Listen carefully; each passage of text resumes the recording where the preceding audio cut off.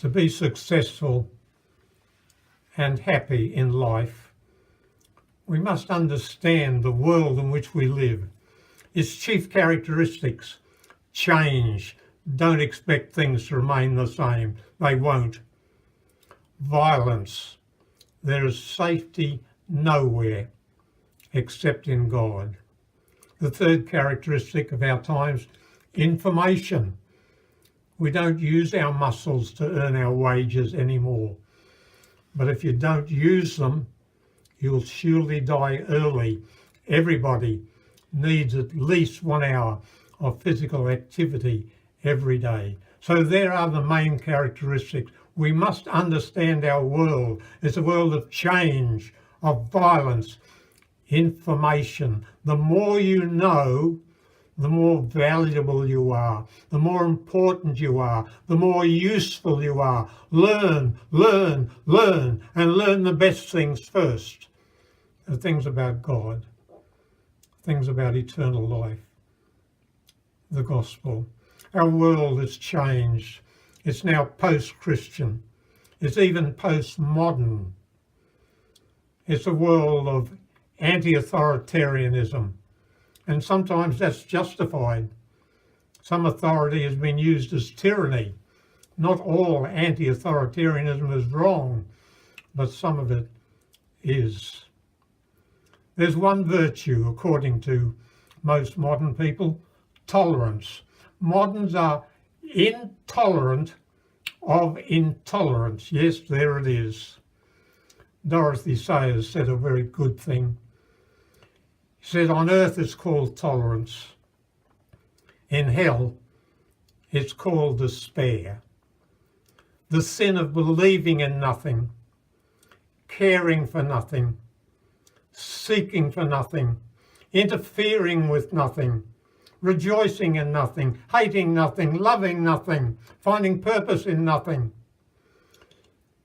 that refuses to die though it has nothing to live for.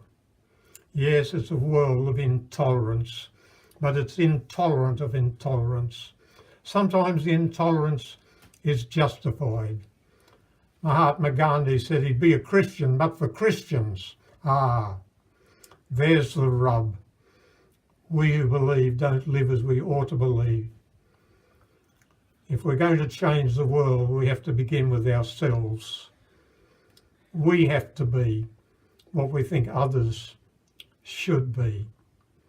Pluralism is a modern term. It means there are many faiths, many beliefs, and everyone is valid. Well, that's impossible because they're self-contradictory. And besides that, Christ is unique. He had no predecessors. He had no successors. He was born miraculously, the incarnation. He died an atoning death. No one has ever done that before. Muhammad didn't do that. Buddha didn't do that. Confucius didn't do that. He rose from the grave. When Paul wrote 1 Corinthians, 500 people he mentioned saw him alive and well after he'd been crucified. And Paul said, most of them are still alive. Hundreds of people saw the resurrected Christ. There are 7 million catacombs around Rome. They're mainly of Christians. Instead of being burnt, cremated, they were buried because they believe in resurrection. They believed in the resurrection of Christ. So pluralism will not do, though it's popular. We have a Christ who is unique.